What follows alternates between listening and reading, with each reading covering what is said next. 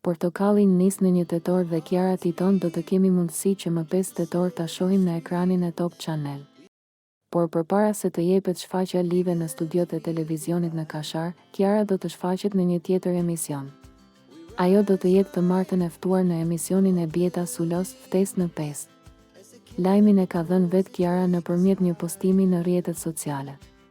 Çfarë do vesh në premierë të Portokallia, çfarë do vesh të Bjeta të martën? Po në një ditëlindje që kam, po të një dasëm që kam, po në film? Pyetja $1 milion çdo ditë, çdo natë ndërkohë që ham ndonjë gjë të mirë, shkruan Kiara duke qeshur.